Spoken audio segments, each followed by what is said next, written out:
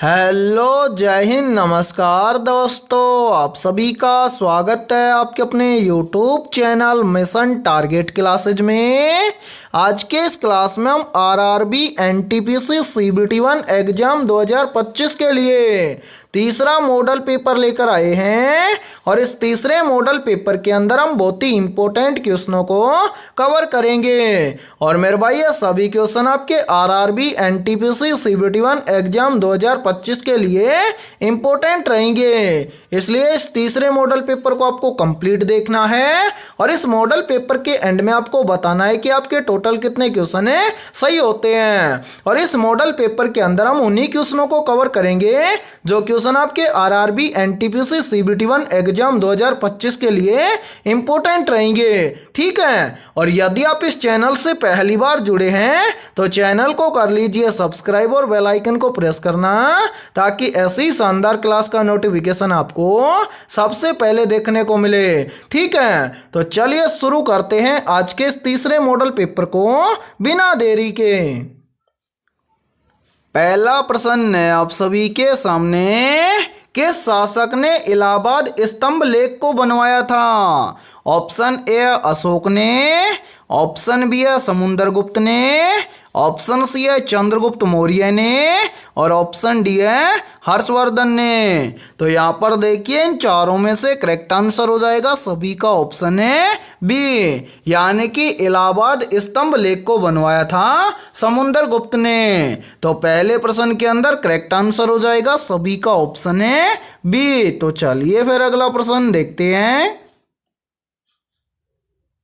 दूसरा प्रश्न है आप सभी के सामने, नीचे दी गई श्रृंखला श्रेणी में प्रश्न चिन्ह के स्थान पर आने वाली संख्या को ज्ञात करें। यानी कि दूसरा प्रश्न भी आप सभी के सामने सीरीज से संबंधित प्रश्न दिया गया है और आपसे पूछा गया है कि इस सीरीज में इस प्रश्न चिन्ह के स्थान पर कौन सी संख्या आएगी। तो मेरे भाई इस टाइप के सीरीज वाले प्रश्न को आप एग्जाम में देखते हैं फटाफट से कैसे सोल्व करेंगे।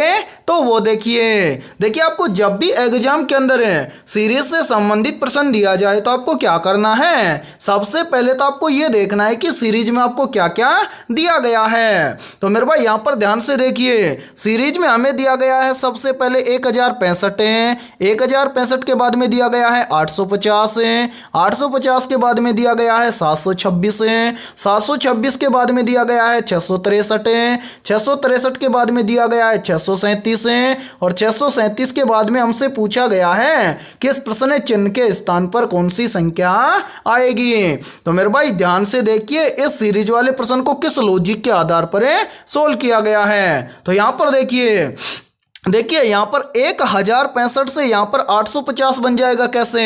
तो मेरे भाई ध्यान से समझिए, यदि हम 1065 में से क्या कर दें 215 को कम कर दें तो यहाँ पर बच जाएगा 850। फिर देखिए 850 से कितना बन रहा है 726 है, तो 850 से 726 कैसे बनेगा। तो मेरे भाई यहाँ पर ध्यान से देखिए, यदि हम क्या करें 850 में से 124 को कम कर दें तो यहाँ पर बन जाएगा 726 है। फिर देखिए 726 से कितना बन रहा है 663 है, तो 726 से 663 कैसे बनेगा। तो मेरे भाई यहां पर ध्यान से देखिए, यदि हम 726 में से क्या कर दें -63 कर दें तो यहां पर बन जाएगा 663 है। फिर देखिए 663 से कितना बन रहा है 637 है, तो 663 से 637 कैसे बनेगा। तो मेरे भाई यहां पर ध्यान से देखिए, यदि हम 663 में से क्या कर दें -26 कर दें तो यहां पर बन जाएगा 637 है। अब इसी प्रकार से हमसे पूछा गया है कि 637 से इस प्रश्न चिन्ह के स्थान पर कौन सी संख्या आएगी। तो मेरे भाई इस प्रश्न चिन्ह की वैल्यू ज्ञात करने से पहले आपको क्या करना है, नीचे जो ये वाली संख्याएं आई है इन सभी संख्याओं को ध्यान से देखना है और यहां पर पता लगाना है कि यहां पर हुआ क्या है। तो मेरे भाई यहां पर ध्यान से देखिए, देखिए यहाँ पर क्या हुआ है, सबसे पहले हुआ है -215, उसके बाद में हुआ है -124, उसके बाद में हुआ है -63, उसके बाद में हुआ है -26।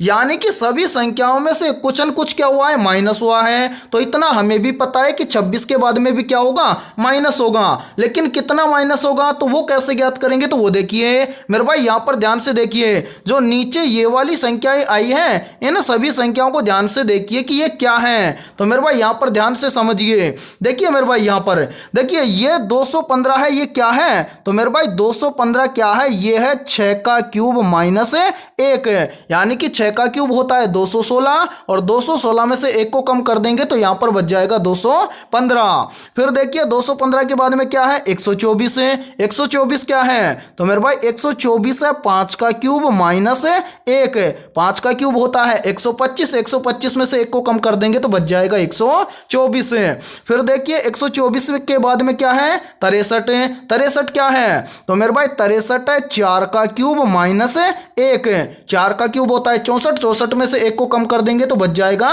63 है। फिर देखिए 63 के बाद में क्या है, 26 है। 26 क्या है, तो मेरे भाई 26 है 3 का क्यूब माइनस 1, 3 का क्यूब होता है 27, 27 में से 1 को कम कर देंगे तो यहाँ पर बच जाएगा 26। ठीक है, अब इसी प्रकार से हमें क्या करना है, 26 से अगली संख्या ज्ञात करनी है। तो 26 से अगली संख्या ज्ञात करने के लिए हम क्या करेंगे, सबसे पहले यहाँ पर जो ये वाली संख्या है इन सभी संख्याओं को देखना है कि यहाँ पर क्या हुआ है। तो मेरे भाई यहाँ पर देखिए ये सीरीज कंटिन्यू चल रही है, कैसे, 6 का क्यूब माइनस 1 है, उसके बाद में 5 का क्यूब माइनस 1 है, उसके बाद में 4 का क्यूब माइनस 1 है, उसके बाद में 3 का क्यूब माइनस 1 है। अब 3 के बाद में क्या हो जाएगा, यहाँ पर हो जाएगा 2 का क्यूब और इसमें से क्या कर देंगे, -1 कर देंगे। 2 का क्यूब कितना होता है मेरे भाई, 2 का क्यूब होता है 8 है, 8 में से 1 को कम कर देंगे तो यहाँ पर बच जाएगा कितना, 7 है। यानी कि यहाँ पर 26 के बाद में संख्या माइनस होगी 7 है। अब हमें क्या करना है, इस प्रश्न चिन्ह की वैल्यू ज्ञात करनी है। तो इस प्रश्न चिन्ह की वैल्यू ज्ञात हो जाएगी कैसे, यदि हम 637 में से क्या कर दें, इस 7 को घटा देंगे तो इस प्रश्न चिन्ह की वैल्यू ज्ञात हो जाएगी। तो मेरे भाई यहाँ पर ध्यान से देखिए, सबसे पहले हम क्या करेंगे, 637 में से 7 को घटा देंगे। तो यहाँ पर देखिए 637 में से हम 7 को घटा देंगे तो यहाँ पर बच जाएगा 630, यानी कि इस प्रश्न चिन्ह के स्थान पर संख्या भरी जाएगी 630। अब हमें देखना है कि 630 किसी ऑप्शन में है, तो हाँ सर 630 हमें दिया गया है ऑप्शन सी के अंदर है। तो दूसरे प्रश्न के अंदर ऑप्शन सी हो जाएगा सभी का करेक्ट आंसर है। तो उम्मीद करता हूं कि दूसरा प्रश्न भी आपको अच्छे से क्लियर हो गया होगा। और देखिए इस प्रश्न को थोड़ा सा समझाने में टाइम लगा है, लेकिन इस टाइप का प्रश्न अब आगे आपको एग्जाम में दिया जाएगा तो आप फटाफट से सोल्व कर लेंगे। ठीक है, तो चलिए फिर अगला प्रश्न देखते हैं। तीसरा प्रश्न है आप सभी के सामने, नीचे दिए गए प्रश्न में प्रश्न चिन्ह के स्थान पर आने वाली संबंधित संख्या को ज्ञात करें। यानी कि तीसरा प्रश्न आप सभी के सामने नंबर एनालॉजी से संबंधित प्रश्न दिया गया है और मेरे भाई आपसे यहाँ पर पूछा गया है किस प्रश्न चिन्ह के स्थान पर कौन सी संख्या आएगी। तो इस टाइप के प्रश्न को आप एग्जाम में देखते ही मात्र 2 से 3 सेकंड में फटाफट से कैसे सोल्व करेंगे, तो वो देखिए जब भी इस टाइप का प्रश्न आपको एग्जाम में दिया जाए तो आपको क्या करना है, सबसे पहले तो आपको यहाँ पर पता करना है कि यहाँ पर 212 से यहाँ पर 123 कैसे बना है। यानी कि जिस प्रकार से 212 से यहाँ पर 123 बना है, सेम उसी प्रकार से हम यहाँ पर बताएंगे कि 313 से इस प्रश्न चिन्ह के स्थान पर कौन सी संख्या आएगी। तो मेरे भाई यहाँ पर ध्यान से देखिए इस प्रश्न को किस लॉजिक के आधार पर सोल्व किया गया है। तो सबसे पहले तो आप यहाँ पर देखिए मेरे भाई 212 से यहाँ पर 123 बनाया गया है कैसे। तो सबसे पहले क्या किया गया है, इस 212 की तीनों संख्याओं को आपस में जोड़ा गया है। तो यहाँ पर ध्यान से देखिए 212 की तीनों संख्याओं को यदि हम आपस में जोड़ देंगे तो यहाँ पर टोटल आ जाएगा कितना, 5।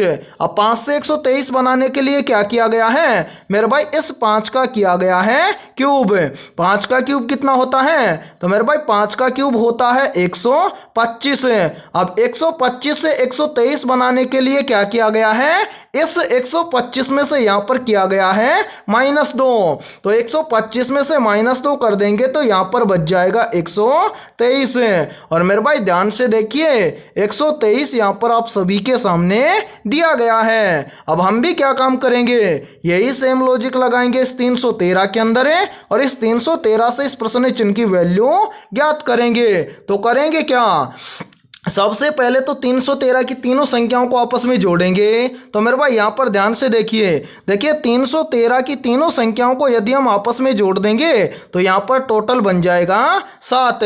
अब इस 7 का भी हम क्या कर देंगे, इस 5 की तरह क्यूब कर देंगे। 7 का क्यूब कितना होता है, तो मेरे भाई 7 का क्यूब होता है 343। ठीक है, अब इस 343 में से हम क्या कर देंगे, -2 कर देंगे। तो 343 में से -2 करेंगे तो यहाँ पर बच जाएगा 341, यानी कि इस प्रश्न चिन्ह के स्थान पर संख्या भरी जाएगी 341। अब हमें देखना है कि संख्या 341 किसी ऑप्शन में है, तो हाँ सर संख्या 341 हमें दी गई है ऑप्शन ए के अंदर है। तो तीसरे प्रश्न के अंदर ऑप्शन ए हो जाएगा सभी का करेक्ट आंसर है। तो उम्मीद करता हूं कि तीसरा प्रश्न भी आपको अच्छे से क्लियर हो गया होगा। और जब भी इस टाइप का प्रश्न आपको एग्जाम में दिया जाएगा तो आप फटाफट से सोल्व कर लेंगे। ठीक है, और इसी के साथ में देखिए आप सभी के लिए बहुत ही इंपॉर्टेंट सूचना है, यदि आप पहली बार के अंदर आरआरबी एनटीपीसी सीबीटी1 एग्जाम 2025 को क्रैक करना चाहते हैं तो हमने आपके आरआरबी एनटीपीसी सीबीटी1 एग्जाम 2025 के लिए GK, GS, mathematics, science, current affairs और रीजनिंग के टॉपिक वाइज लगभग 5000 प्लस मोस्ट इंपोर्टेंट क्वेश्चनों का पीडीएफ सेट तैयार किया है। यदि आप ये 5000 प्लस मोस्ट इंपोर्टेंट क्वेश्चनों का पीडीएफ सेट लेना चाहते हैं तो आप हमारे इस व्हाट्सएप नंबर पर कांटेक्ट करके ले सकते हैं। और मेरे भाई इस पीडीएफ सेट की प्राइस हमने रखी है मात्र और मात्र 45 रुपये, यानी कि 45 रुपये की फीस के अंदर आपको 5000 प्लस मोस्ट इंपोर्टेंट क्वेश्चनों का पीडीएफ सेट दिया जाएगा। और मेरे भाई ये सभी क्वेश्चन आपके आरआरबी एनटीपीसी सीबीटी1 एग्जाम 2025 के लिए रामबाण साबित होने वाले हैं। यदि आपको पहली बार के अंदर सिलेक्शन लेना है तो आप जल्दी से जाइए और इस व्हाट्सएप नंबर पर कांटेक्ट करके इस पीडीएफ सेट को ले लीजिए और एग्जाम से पहले अपनी तैयारी को मजबूत बना लीजिए। ठीक है, तो चलिए फिर अगला प्रश्न देखते हैं। चौथा प्रश्न है आप सभी के सामने, कंप्यूटर में Ctrl+Z किसके लिए उपयोग होता है। ऑप्शन ए अंडू करने के लिए, ऑप्शन बी है रीडू करने के लिए, ऑप्शन सी है कॉपी करने के लिए और ऑप्शन डी है पेस्ट करने के लिए। तो यहाँ पर देखिए इन चारों में से करेक्ट आंसर हो जाएगा सभी का ऑप्शन है ए, यानी कि कंप्यूटर में Ctrl+Z उपयोग होता है अंडू करने के लिए। तो चौथे प्रश्न के अंदर करेक्ट आंसर हो जाएगा सभी का ऑप्शन है ए। तो चलिए फिर अगला प्रश्न देखते हैं। पांचवा प्रश्न है आप सभी के सामने, नीचे दिए गए विकल्पों में से उस वैनारेख का चयन करें जो दिए गए वर्गों के बीच संबंध को दर्शाता है। यानी कि पांचवा प्रश्न भी आप सभी के सामने वेन डायग्राम से संबंधित प्रश्न दिया गया है और आपसे पूछा गया है कि हाथी, भेड़िया और जानवर का सही वेन डायग्राम किस प्रकार का बनेगा। तो मेरे भाई इस टाइप के प्रश्न को आप एग्जाम में देखते हैं फटाफट से सोल्व कैसे करेंगे।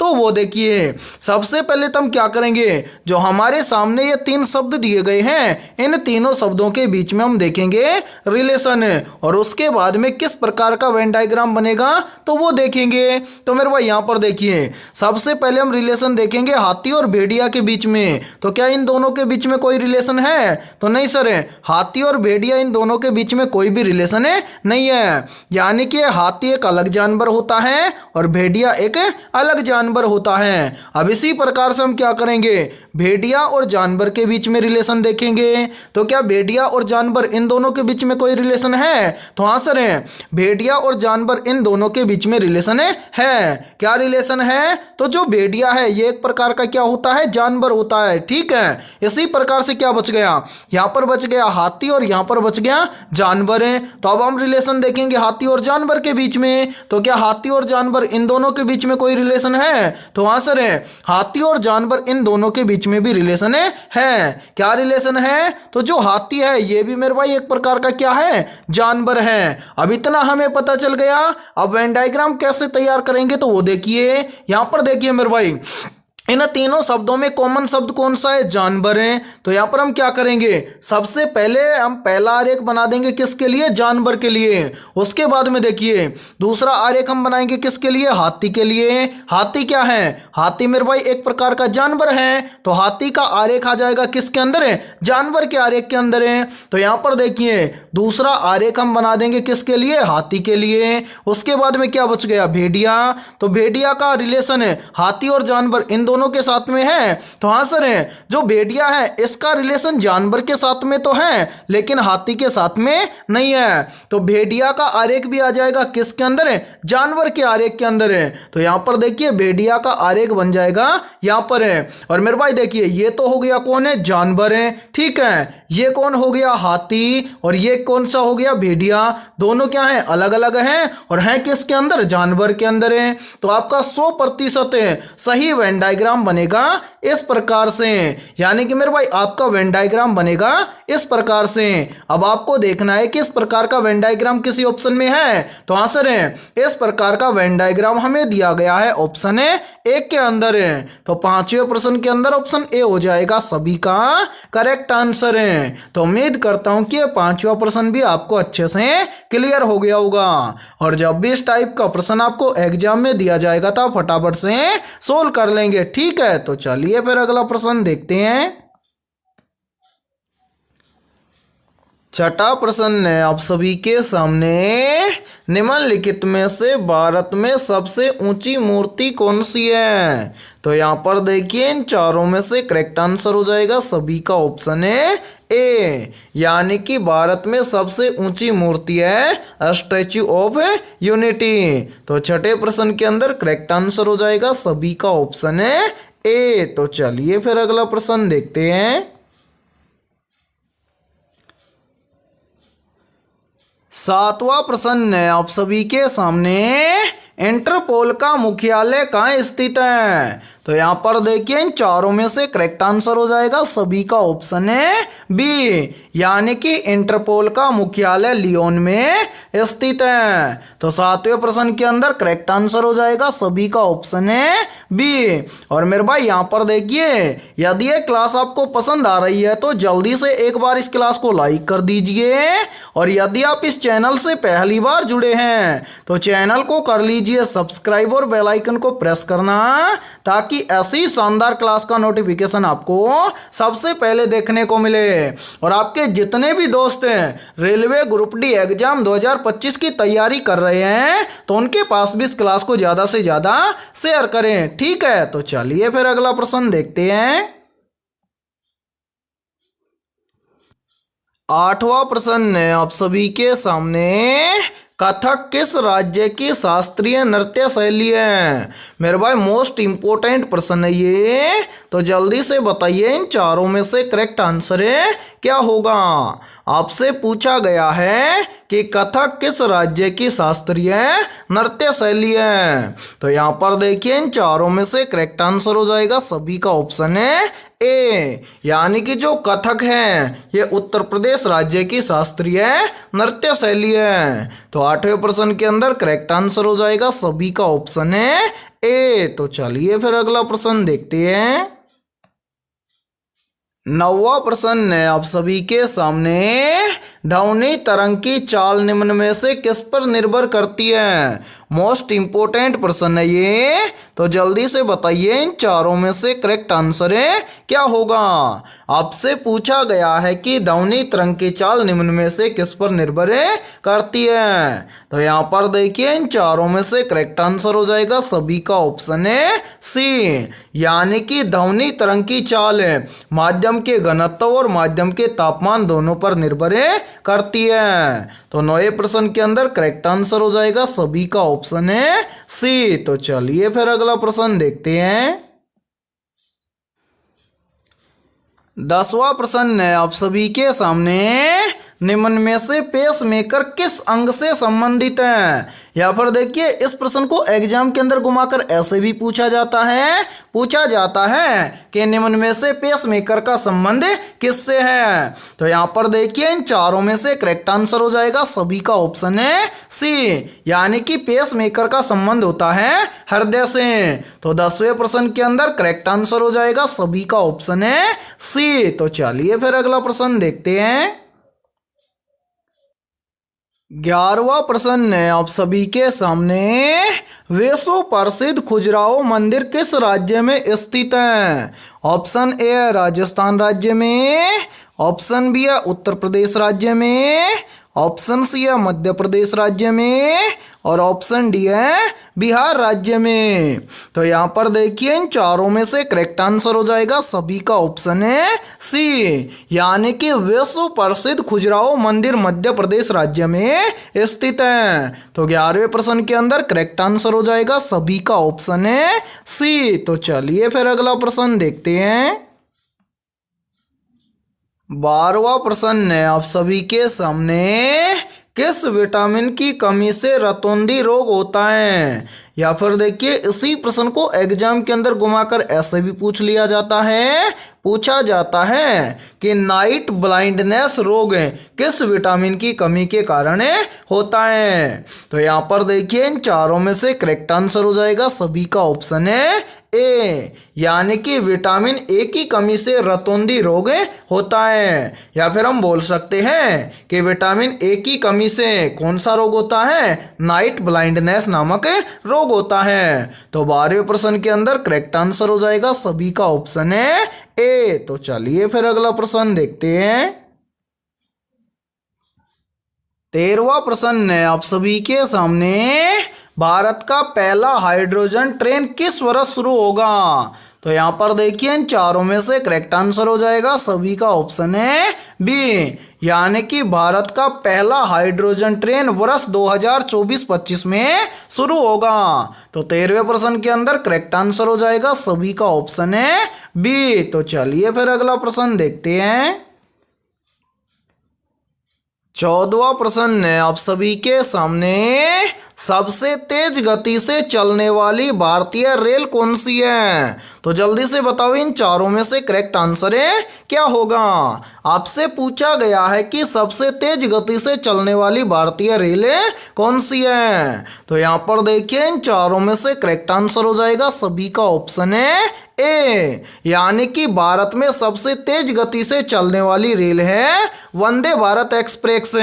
तो 14वें प्रश्न के अंदर करेक्ट आंसर हो जाएगा सभी का ऑप्शन है ए। तो चलिए फिर अगला प्रश्न देखते हैं।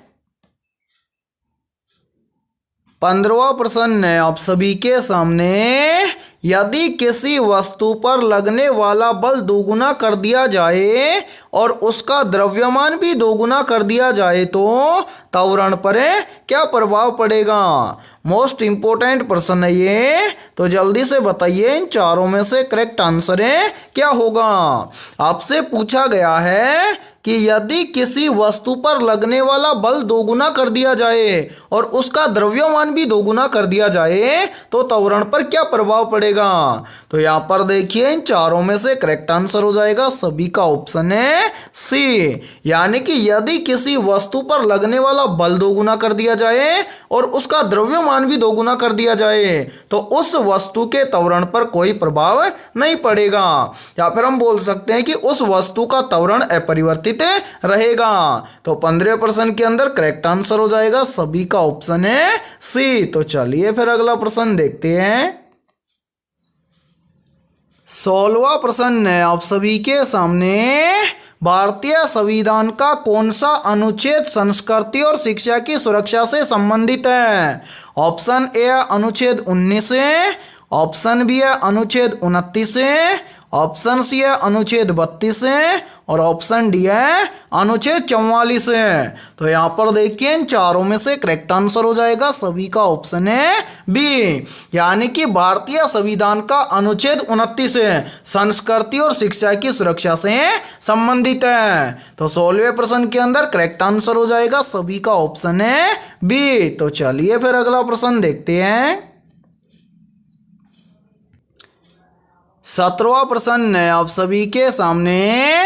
निम्न में से भारत का सबसे बड़ा बांध कौन सा है? ऑप्शन ए है हीराकुंड बांध, ऑप्शन बी है टेहरी बांध, ऑप्शन सी है सरदार सरोवर बांध और ऑप्शन डी है भाखड़ा नांगल बांध।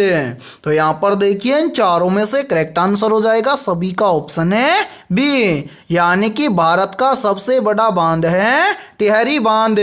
तो 17वें प्रश्न के अंदर करेक्ट आंसर हो जाएगा सभी का ऑप्शन है बी। और मेरे भाई यहाँ पर देखिए यहाँ पर एक क्वेश्चन और बनता है और इस प्रश्न का आंसर सभी को कमेंट सेक्शन के अंदर कमेंट करके बताना है। आप सभी को बताना है कि भारत का सबसे लंबा बांध कौन सा है, ठीक है। तो चलिए फिर अगला प्रश्न देखते हैं। 18वां प्रश्न है आप सभी के सामने। निम्न में से ध्वनि की तीव्रता मापने की इकाई क्या है? ऑप्शन ए है जूल, ऑप्शन बी है वोल्ट, ऑप्शन सी है डेसिबल और ऑप्शन डी है न्यूटन है। तो यहाँ पर देखिए इन चारों में से करेक्ट आंसर हो जाएगा सभी का ऑप्शन है सी, यानी कि ध्वनि की तीव्रता मापने की इकाई है डेसिबल। तो 18वें प्रश्न के अंदर करेक्ट आंसर हो जाएगा सभी का ऑप्शन है सी। और मेरे भाई इसी के साथ में देखिए आप सभी के लिए बहुत ही इंपॉर्टेंट सूचना है। यदि आप पहली बार के अंदर आप आरआरबी एनटीपीसी सीबीटी1 एग्जाम 2025 को क्रैक करना चाहते हैं तो हमने आपके एनटीपीसी सीबीटी1 एग्जाम 2025 के लिए GK, GS, science, current affairs और कंप्यूटर के लगभग 5000 प्लस मोस्ट इंपोर्टेंट क्वेश्चनों का पीडीएफ सेट तैयार किया है। यदि आप ये 5000 प्लस मोस्ट इंपोर्टेंट क्वेश्चनों का पीडीएफ सेट लेना चाहते हैं तो आप हमारे इस व्हाट्सएप नंबर पर कांटेक्ट करके ले सकते हैं। व्हाट्सएप नंबर है 7374826893। ये हमारा व्हाट्सएप नंबर है। इस व्हाट्सएप नंबर पर आप कांटेक्ट करके इस पीडीएफ सेट को ले सकते हैं। और मेरे भाई इस पीडीएफ सेट की प्राइस हमने रखी है मात्र और मात्र 45 रुपये, यानी कि 45 रुपये की फीस के अंदर आपको मोस्ट इंपोर्टेंट 5000 प्लस क्वेश्चनों का पीडीएफ सेट दिया जाएगा। और मेरे भाई ये सभी क्वेश्चन आपके आरआरबी एनटीपीसी सीबीटी1 एग्जाम 2025 के लिए रामबाण साबित होने वाले हैं। तो जल्दी से जाइए और इस व्हाट्सएप नंबर पर आप कांटेक्ट करके इस पीडीएफ सेट को ले लीजिए और एग्जाम से पहले अपनी तैयारी को मजबूत बना लीजिए, ठीक है। और यदि आपको इन 5000 प्लस क्वेश्चनों में से किसी भी क्वेश्चन के अंदर कोई भी डाउट हो तो आप उस क्वेश्चन का स्क्रीनशॉट लेके हमारे व्हाट्सएप नंबर पर आप शेयर कर देना। कुछ ही क्षण के बाद में आपको उस क्वेश्चन का सॉल्यूशन मिल जाएगा, ठीक है। तो चलिए फिर अगला प्रश्न देखते हैं। 19वां प्रश्न है आप सभी के सामने। शिवाजी द्वारा स्थापित प्रशासनिक प्रणाली को क्या कहा जाता था? वेरी वेरी इंपॉर्टेंट प्रश्न है ये, तो जल्दी से बताइए इन चारों में से करेक्ट आंसर क्या होगा। आपसे पूछा गया है कि शिवाजी द्वारा स्थापित प्रशासनिक प्रणाली को क्या कहा जाता था। तो यहाँ पर देखिए इन चारों में से करेक्ट आंसर हो जाएगा सभी का ऑप्शन है बी, यानी कि छत्रपति शिवाजी महाराज द्वारा स्थापित प्रशासनिक प्रणाली को कहा जाता था अष्टप्रधान प्रणाली। तो 19वें प्रश्न के अंदर करेक्ट आंसर हो जाएगा सभी का ऑप्शन है बी। तो चलिए फिर अगला प्रश्न देखते हैं। 20वां प्रश्न है आप सभी के सामने, लोकसभा में अधिकतम सदस्यों की संख्या कितनी हो सकती है? ऑप्शन ए है 500, ऑप्शन बी है 520, ऑप्शन सी है 545 और ऑप्शन डी है 552 है। तो जल्दी से बताइए इन चारों में से करेक्ट आंसर है क्या होगा? आपसे पूछा गया है कि लोकसभा में अधिकतम सदस्यों की संख्या कितनी हो सकती है। तो यहाँ पर देखिए इन चारों में से करेक्ट आंसर हो जाएगा सभी का ऑप्शन है डी, यानी कि लोकसभा में अधिकतम सदस्यों की संख्या हो सकती है 552। तो 20वें प्रश्न के अंदर करेक्ट आंसर हो जाएगा सभी का ऑप्शन है डी। और मेरे भाई यहाँ पर देखिए यहीं से एक क्वेश्चन और बनता है और काफी बार एग्जाम के अंदर पूछा भी जाता है कि लोकसभा के सदस्यों का कार्यकाल कितने वर्षों का होता है। तो मेरे भाई याद रखना लोकसभा के सदस्यों का कार्यकाल होता है 5 वर्षों के लिए, ठीक है। और 20वें प्रश्न के अंदर करेक्ट आंसर हो जाएगा सभी का ऑप्शन है डी। तो आज की इस क्लास के अंदर इतना ही।